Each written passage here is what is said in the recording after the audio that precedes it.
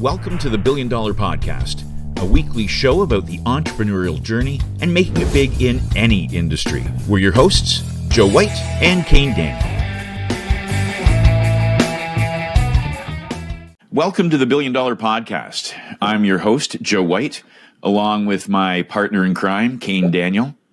Hey, Kane, how's it going? How you doing? Good to have you with us. Hello. Today, we're excited to be joined by JD Lee. Hey, JD, it's great to have you with us. Thanks for having me. Absolutely. JD is a mortgage agent level 2 in Ontario and a broker in Alberta and BC with Mortgage Architects. He's also a member of the Alberta Mortgage Brokers Association Committee and has experience as a real estate investor. In today's episode, we'll explore JD's journey, his insights on working across multiple markets, and what it takes to succeed in real estate and finance. So let's dive right in and hear how JD's making his mark. And just JD, before we do that, I wanted to share sort of how we found each other, because we're at Remick here. Joe and I think we have a good handle on the industry, especially in Ontario where we are based. But I saw your post on LinkedIn a little while ago, and it sort of really, I think, spoke to exactly the reason why we're doing this podcast. In that post, you talked about when you started out 10 years ago, leaving everything behind. I assume you mean, based on what you said, that you came from another country. You said you barely spoke English, fresh off the boat, out of the military, came here, had a lot of naysayers, really didn't have a lot of money or anything set up, or it sounds like any contacts. So sounds like a really amazing story that I think is not that uncommon in this industry, which I think is lesser known, but is good inspiration for those that are from any walk of life that are in the same position or similar position that you were in at that time. So maybe if we can, tell us a little more about that. Tell us how you started out, what made you leave, how did you decide to get in this industry? Maybe give us the origin story.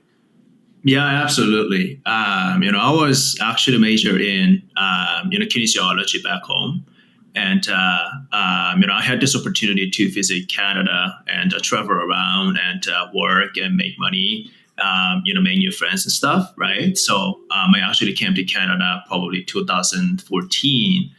I work at a restaurant and make great tips and make really great friends. And, I just wanted to start something new, right? That's how I started it. And, stay in Canada for about 9 months. And I decided to come back and get into college, state in Calgary. I took finance and worked at a bank for, a few years, and, started my journey as a mortgage broker. So, in a nutshell. Okay, there's got to be more to it, a little bit more to it. I mean, one of the things that leapt out at me was Calgary. Why right. Calgary? Well, back in the day, I would say Calgary was a great city to move in, but not now. It's way too expensive now. But when I actually moved to Calgary in 2014, I heard there's a lot of jobs in oil and gas, and I was not going to work in oil and gas, but I heard that Alberta is one of the richest provinces in Canada, right? So I thought there was a lot of job opportunity, but not really, and housing pretty expensive now. In Vancouver and Toronto area, it was out of reach for me, because I literally came to Canada with $2,000 in my pocket. So that was not an option. Yeah, that's amazing. So you came with only a couple $1,000s in your pocket. Tell us about the challenges that you had initially, and maybe how you overcame those, and right. Not to pile on the questions, but what it takes to overcome those types of challenges. Yeah, I have just a very strong mindset. I do not wait around. I am hopeless. So I make shit happen. So when I actually came to Canada about 10 years ago, I only had $2,000, and I was not speaking very good English back then. I was able to communicate with people, but it wasn't that great, right? So what I did when I moved to Calgary, I literally walked from downtown to deep south. I hand out my resume to every single restaurant, and I told them, "Hey, my name's JD. I'm looking for a job. I can do whatever." And it took me probably like a month for me to get a job, right? So I have this type of personality. That's how I started it. Does it make sense? Yeah, no, it does. And that must have translated well into business, that type of drive and determination. Totally. I think, everything is about mindset. You would never fail. That's how I say it. Now, JD, that resilience and that mindset that you talk about, is that something that you've always had, or is that a learned thing in your life? I would say I was a pretty strong kid too. I was not a pushover. And I actually learned a lot in the military too. And also I said I majored in kinesiology, right? So I worked out a lot, like early years. So I always have to challenge myself. Hey, like, is this your limit? Can you actually do better? Can you actually do more, right? I always push myself. I have this mindset. And I believe that, hey, like, if you want to make it work, you can make it work. There is no excuses. That's how I see it. But some people, they're really blessed, right? I mean, you have certain physical, traits, when you actually play sports and type of thing, right? Those things you cannot change. But if you want to be a top 10% earner, top 10% producers, you can be on that top 10%. But in sports, you have to be number one. So it's different, right? So I believe that you can be on top 10%, top 5% if you push yourself to your limit. That's how I say it. So, follow-up question about that in your childhood. I'm going to ask what type of kid you were, because I find it interesting. I have two kids. I have an 11 and a 7-year-old. Kane has two kids. And sometimes we see traits in children, like, traits that we have as we're kids, that parents may say, you know what, just be quiet, sit down, and don't bother anybody.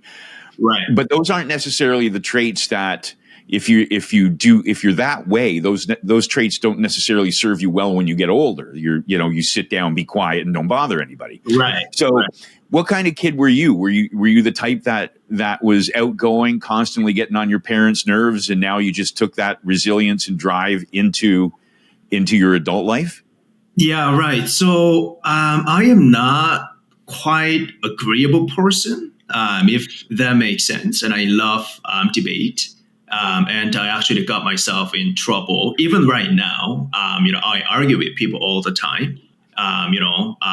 That's not how things work, and I have different perspective.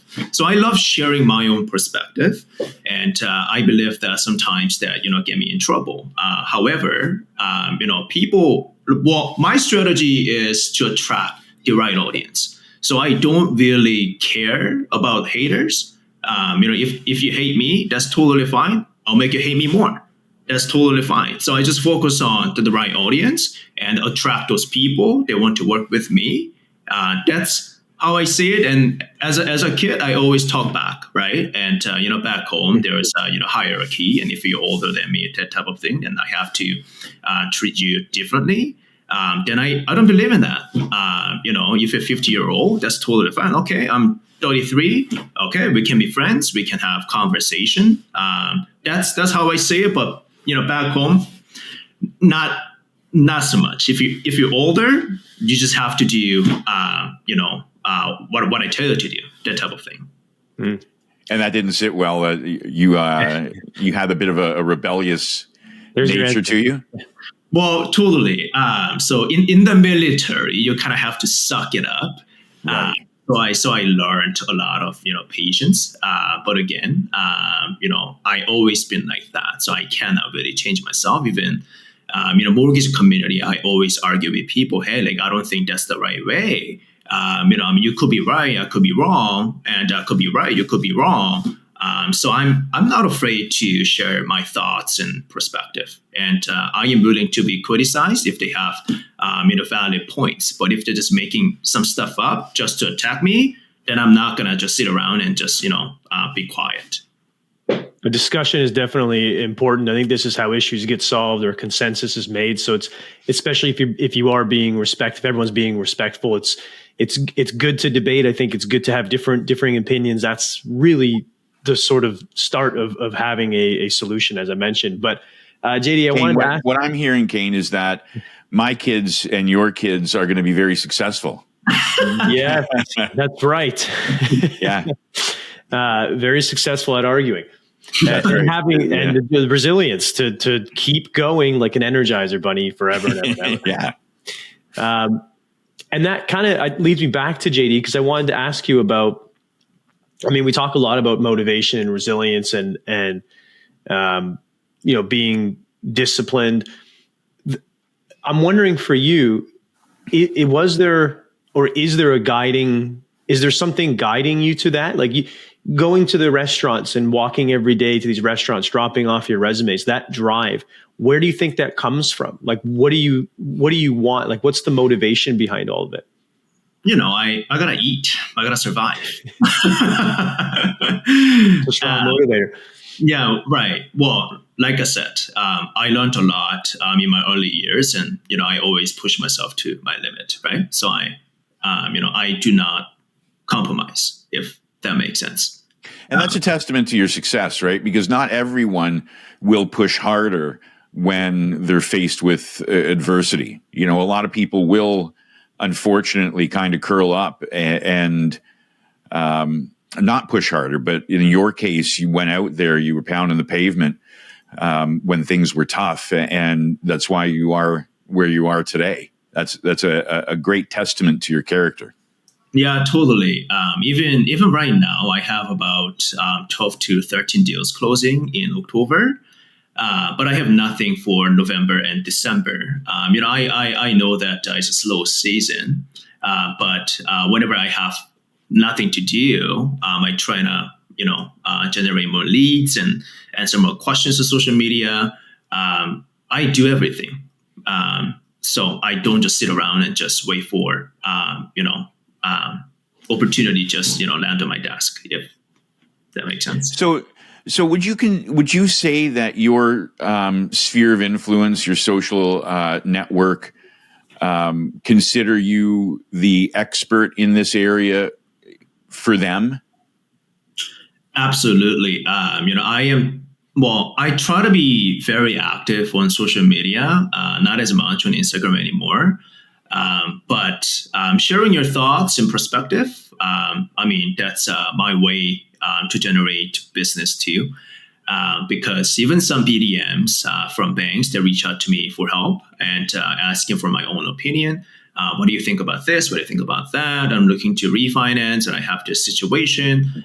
Can you please share your insights? Well, it's a big compliment to hear those things from BDM, because they are an expert too, right?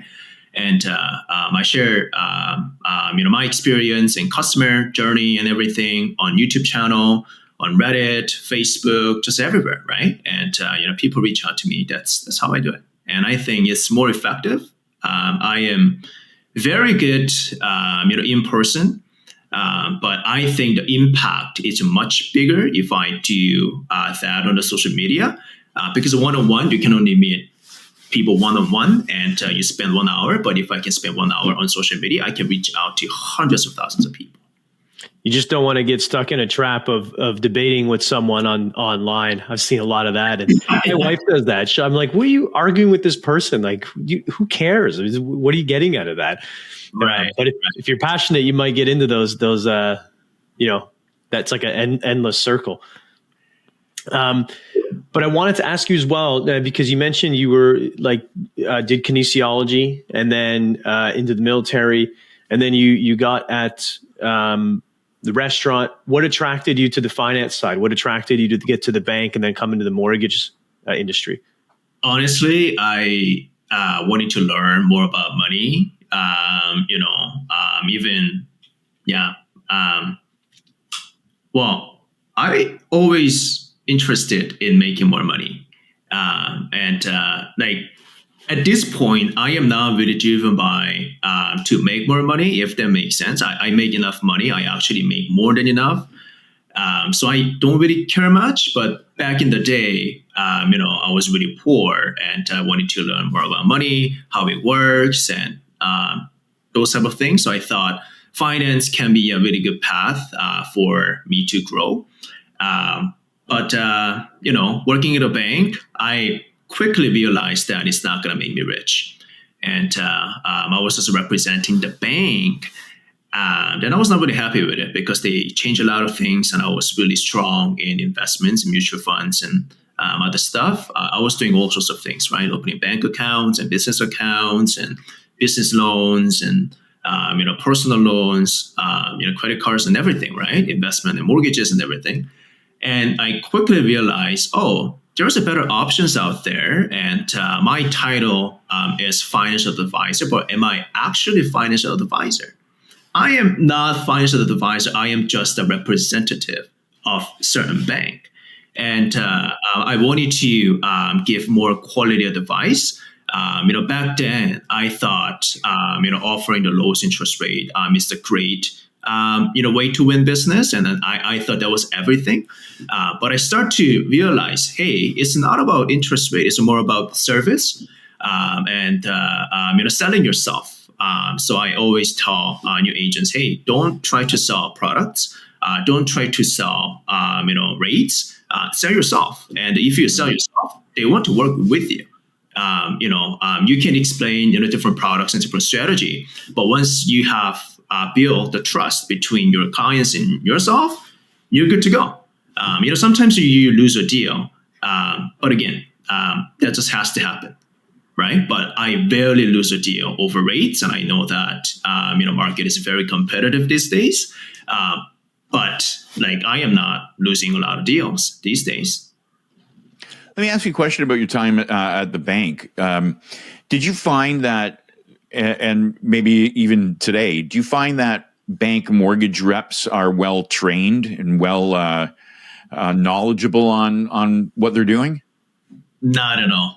Yeah, unfortunately not. I mean, I thought I knew a lot, but not at all. Yeah, mortgage brokering is very much different, very much different. And I really didn't like mortgages, I'm at a bank because too much paperwork and I need to wait around. But investment, just sign here, sign there, we're good to go. But mortgage, it takes a lot of time. I didn't like it. But now I love it because I have access to many different lenders and I can suggest a lot of different strategy. They were not as experienced. Some are, but most likely they're not. Yeah, I think that's an important point that you made, and we talk about this a bit now with the education that bank reps have and the requirements for education that they have is not the same as we have in the mortgage brokerage industry. And part of that is because of the role, as you mentioned. I mean, working with a mortgage broker, obviously you're brokering the mortgage, right? Working with various lenders to find the correct product. You become the advisor. So I can see how you'd want to transition into that role, especially if you're really wanting to take care of your clients, which I'm sure you were. Seems like a good move. What did you struggle with when you moved over from the bank? Was that a hard transition? What were the biggest challenges that you had? And how did you deal with them? And specifically for bank reps, because we see more and more bankers coming in the industry. So for any of those that are listening that are thinking about coming in from the bank, I guess what advice would you have for them and what might they find when they come in? Very good question. When I actually moved to mortgage brokering, I didn't know much about mortgages. I mean, I thought I knew a lot, right? And I actually start my career at a discounted brokerage firm. I don't want to mention the company. There's a lot fair. to it, yeah. But I don't really want to mention about the company anymore. But I was doing a lot of deals, right? I probably did like 100 deals, whatnot, while I was there, and I was selling rates. And I learned a lot by doing it because I called like thousands of leads, right? But I was not really selling interest rate. Trying to sell myself, and people can stay with me. That's how I did it. That's how I learned, and I got my Ontario license, right? So I was doing Ontario deals majority of the time, and well, like learning curve, understanding uninsured mortgages, and insurable mortgages. And there was a lot of workarounds, and you really need to, do a lot of deals to understand the workaround and all these rules around it. Because every single lender, they have different policy, and OSFI, they have their own rule, but some lenders, they do not follow those rules. So it's not really like a rule; it's more about guideline, and lenders, they have their own policy to follow it, and like it's like big learning curve, and like generating leads. There was not a problem for me when I work at discounted brokerage firm because they provide me all the leads. But now, I moved to an independent role about 2 years ago. Then I had to generate my own leads, and I had to live my book there too. So I didn't, take any of my previous clients over. So, what was your split when you were getting leads from that brokerage? Well, it's very complicated. I was getting salary, and okay, all right, yeah, fair point. Depending on how much you do on volume, they pay you probably 15%, 20% total revenue, but you actually have to pay the lead. So what that means is, each lead costs about $80 and $100, and if you buy 100 of them, that's going to be $10,000. So it's yeah. Now, just to touch on something you were saying, because you mentioned a couple times that you sell yourself, and how do you do that? What are some of or one or two ways that you actually do that from a practical standpoint? That's a really good question. I don't know how I actually sell myself. It's so natural. I don't try to ask for business. When I actually start out, I ask for business, but that's not the way to go. I just tell them, hey, do you have any problem with your deal? Even when I, hang out with the realtors, right? Oh, like what kind of challenges do you have, right? And they share about, period experience, like mortgage brokers or certain banks, and you know what? That's not going to happen with JD. And you let me know if you have any hard deals, and I can take a look at it. I can give you insights. Not necessarily you need to work with me, but I can help you how to structure a deal, or even I can call the bank rep or mortgage agents to structure a deal, that type of thing. And I help one realtor get illegal basement suite market rent done. Like banks allow it, but appraisals stay afraid to do so, right? Some appraisals are okay with it. So I actually, share some information and, got that done. And the realtor, kept sending me business. So like, it's super natural. I don't know how to explain it. Yeah. It seems like it's a personality trait that you have, which is fantastic. And it's difficult to teach. And that's something we find is that individuals who are successful, sometimes it's an innate characteristic that they have, the ability to do that. So just to follow up on that, you mentioned when you hang out with real estate agents, like how would you do that? How would you initiate a relationship with a real estate agent? So what I did, whenever I get purchase agreement, I looked at listing agents and the buyer's agents, right? So when I start out, I reach out every single one of them. Hey, my name's JD. If you have this problem, I can help you with that. Like that's how I position myself, and I start getting more deal, right? And I built a relationship, as I go. That's how I did it. And I speak Korean, right? So I actually focus on Korean community too, and I met great realtors in Korean community, and probably about 5 realtors consistently sending me business, and there are actually 3 Canadian realtor too. They're sending me business constantly.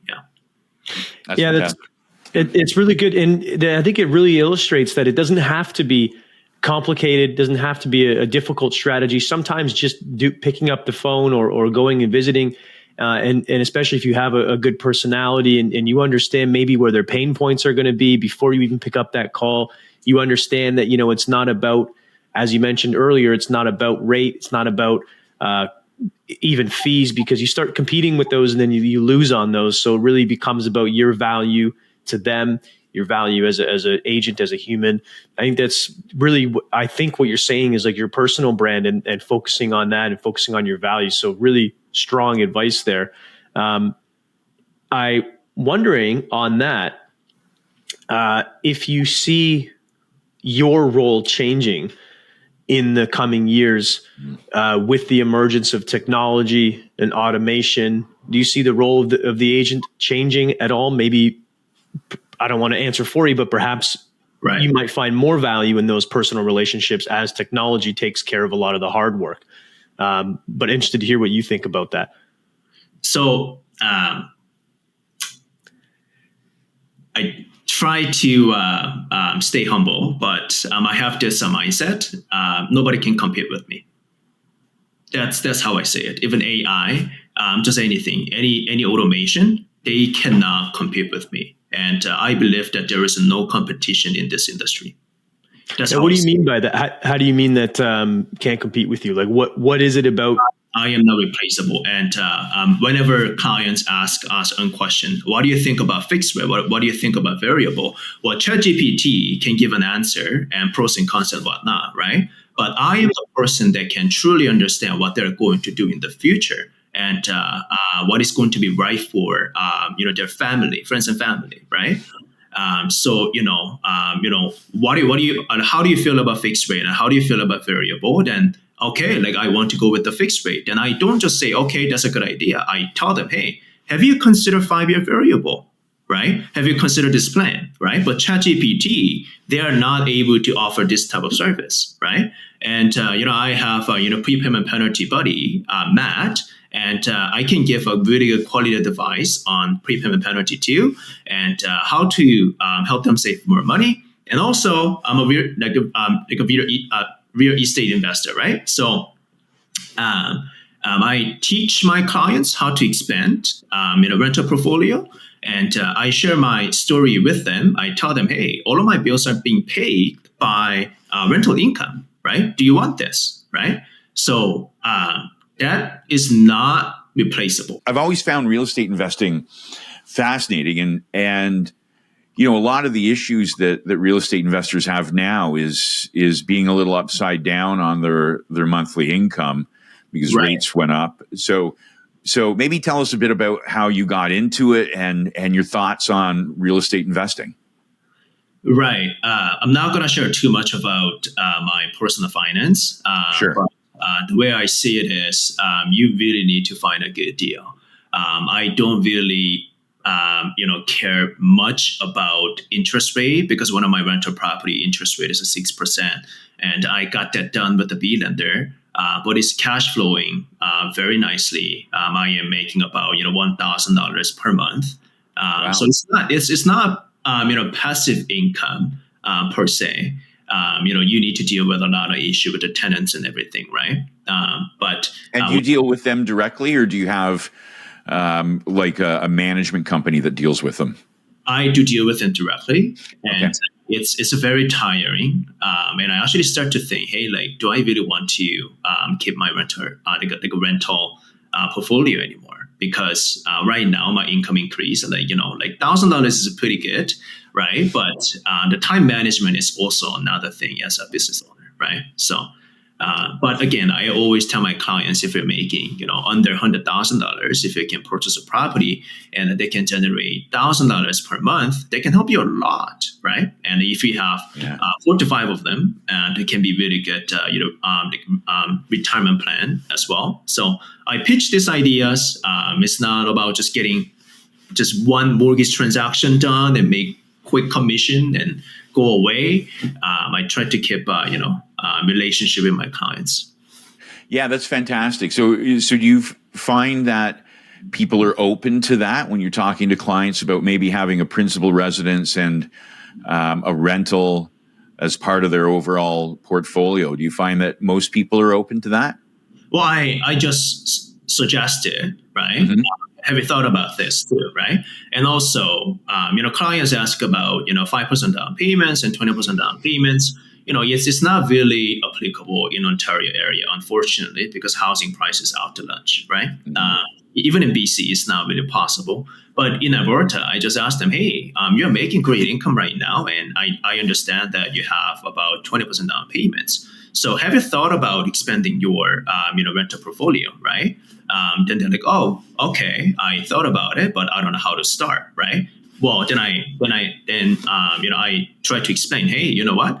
If you want to purchase a property, let's say $500,000 home, you can do 5% down payment. That's going to be only $25,000 as a down payment. Of course, you need to pay, CMHC insurance. However, I asked them, how long does it take you to save $100,000, right? So I asked them, hey, if you don't have any cash flow issue, why don't you purchase a property with 5% down payments? And if you have plans to purchase a rental, like a rental, property, then you may use that extra capital to buy a rental, or even stocks that can generate 10% year over year. As you know, S&P 500, it can generate anywhere from 8% to 10% annually on average, right? So I compare those numbers. So when I actually compare those numbers, they're like, oh, it makes sense, because if I do less than 20% down payments, I get better rate in most cases. Right. I can use the extra cash to make more money. So I just give them new perspective and suggestions, and if you're comfortable doing this and that, and we can talk. But if you're not comfortable, that's fine. It really depends on your risk profile too, right? Absolutely. Do you do like any talks or webinars on real estate investing? Not so much, no. Okay. No. Yeah, just curious about business coming the other way. Like if you were talking about investing, would you get any mortgage leads from that? I don't know if that's ever happened or you've ever had that happen. Not so much, but some of my realtor buddies, they know that I am good with Right. real estate investing and mortgages. So they actually sent me a few, real estate investors, and they are not, like a big, like a real estate investor, like a mom and pop, right? They wanted to purchase, legal basement suite property, that type of thing. Help them. Hey, I'm into market, and Calgary can be a really good option for you. And Bank of Nova Scotia has a really good program for that, and even TD Bank, and just teach them, and that's how I generate more leads, and people come back to me. That's the funny thing. Yeah, I think that's it probably has a lot to do with the advice that you give, right? And the fact, as you said before, you're promoting yourself and not an interest rate or a specific lender, and people like doing business with people they know and they trust. So that's another testament to your business. What do you see in the future for yourself? Future for myself, that's a very good question. I'm debating if I want to keep my rental properties, because it's a lot of work, and believe it or not, it's not passive income. Right. Yeah. A lot of people think it is, right? But it's... Yeah, I actually learned it, and it's a lot of work. So, mortgage brokering, I love mortgage brokering. I think I will be mortgage broker forever. But now I have established business. I can pick and choose. It's a little bit of luxury. And I am tapping into commercial space too. So I'm actually taking CMHC MLI Select, course soon. Yeah. So that's what I want to do. And I want to build my business over time, and I actually hire an assistant too. So if she can handle underwriting for me, then hey, I can generate more leads and help more people. That's how I say it. When did you feel that you needed the assistant? Like at what level? Because I think that's something that people struggle with in the industry, that they don't want to hand any control over to someone else. But Right. there comes a time, right, when you're better served generating leads than actually doing paperwork. Yeah, totally. I mean, I still do a lot of paperwork. My assistant, she doesn't have much of experience in mortgages.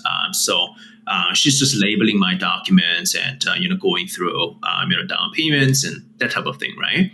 Right. But usually I have about 10 to 15 in my pipeline.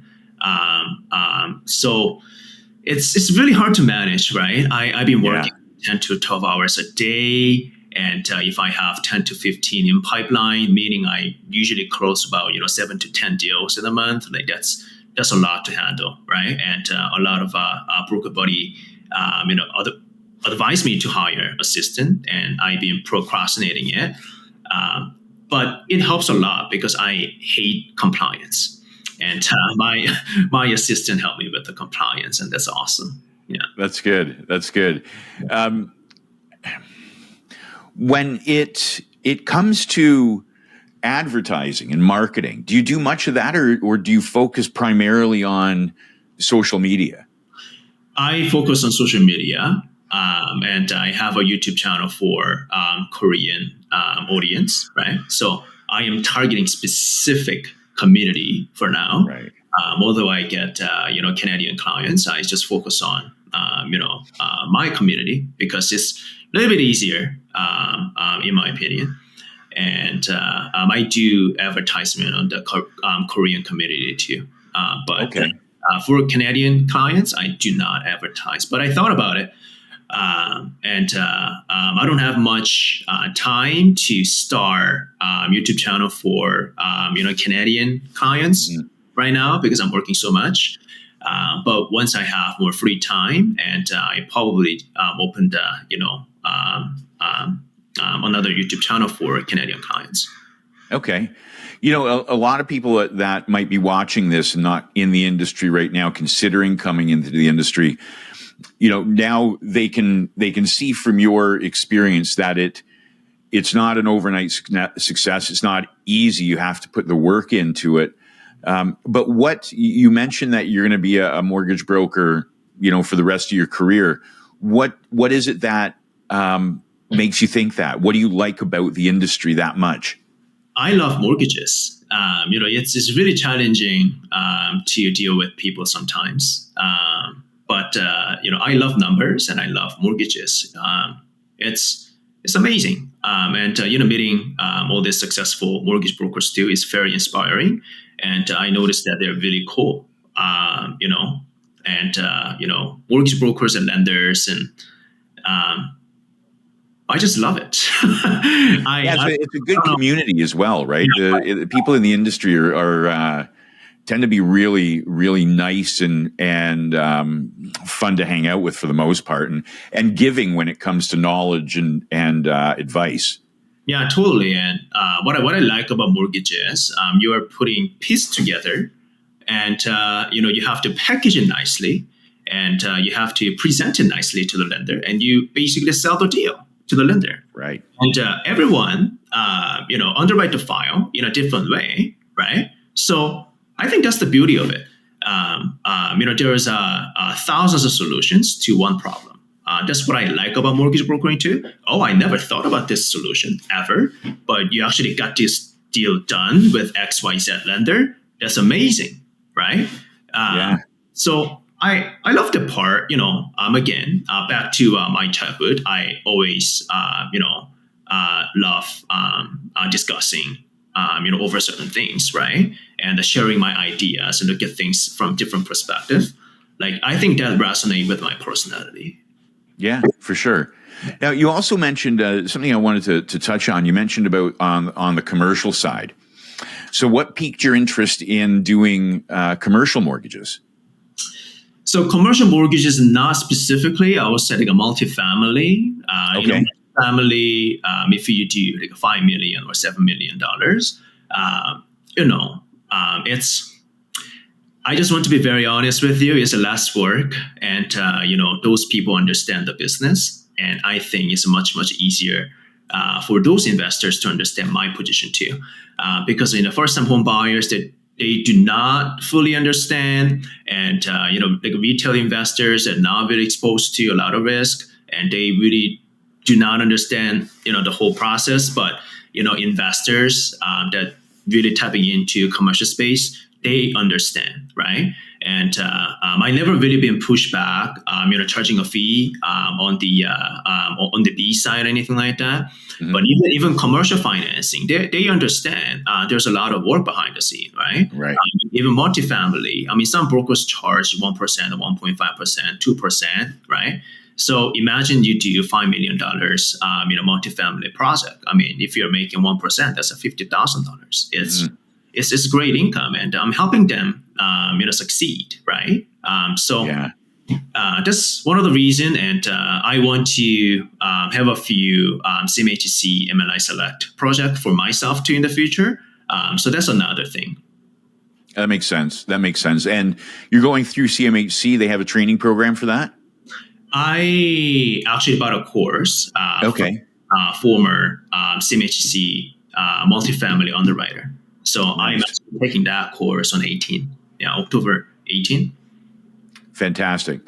You know what? There's more interest, I think, being generated in the commercial space because, that is, a very good point that you can do one transaction and make multiples of what you would on several transactions in the residential space.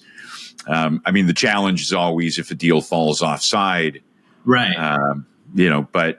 But it sounds like you'd have the intention to maybe mix your portfolio of brokering between residential and commercial. Yeah, totally. I will say I know 95% of residential lending now. Some cases I don't know, but most of the time I know the answer like immediately, right? But like commercial space, not so much. And I wanted to learn more. And again, I love learning about business. So commercial space is business, right? So I want to learn more, and I want to meet cool people. That's a part of the reason too. And that's a great point that you meet other people that are in that space, and people that are investors or investing in multi-residential.